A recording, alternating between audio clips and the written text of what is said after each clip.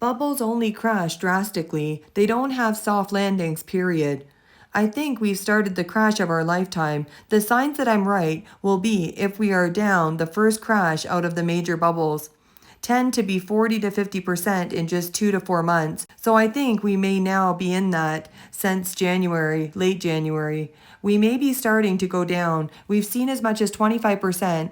My best guess is that the first crash takes us down into the summer, 50% from the top on the Nasdaq and 40% on the S&P 500. So my message is that, folks, it makes sense to sit through most corrections. This is not one of them. And we've got a bounce here where you get out and at least be cautious in the summer. But corrections and crashes like this tend to take at least 2 years and more to play out. 2000 and 2002, the first tech bubble, and this is bigger because this time we have a demographic downturn and bubble burst. What I'm saying is this is a bubble. It is longer, bigger bubble. It's 2 to 3 times in time, and it's more than 2x in magnitude of a bubble than 1929. And all it took was those tariffs as a trigger. The tariffs are the trigger, not the cause of this downturn. If you look at the long bond TLT, the bond markets are worried about inflation, or at least it looks that way, as countries like China and Japan dumping US treasuries.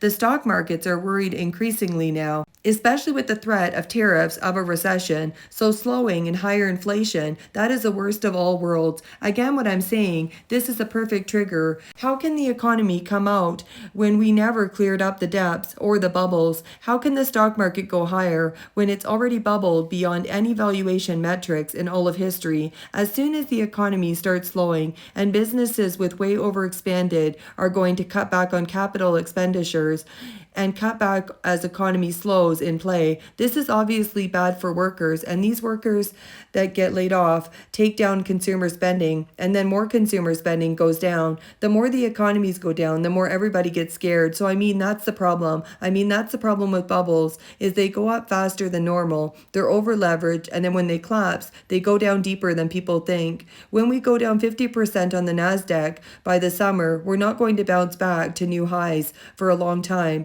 if not a very long time. That is enough for consumers to see something's really wrong. This has never happened before. This is an easy way out, something for nothing. The worst economic policy in history. Everything thus far, until I see otherwise, is following exactly what you'd expect in the first crash, and we're only halfway through, and there'll be 2 more to follow. That's the truth. This has been total BS rally since 2008, at 100% from money printing. No time in history has this ever even close to 100% from stimulus, not from demographics, not from natural fundamental strength.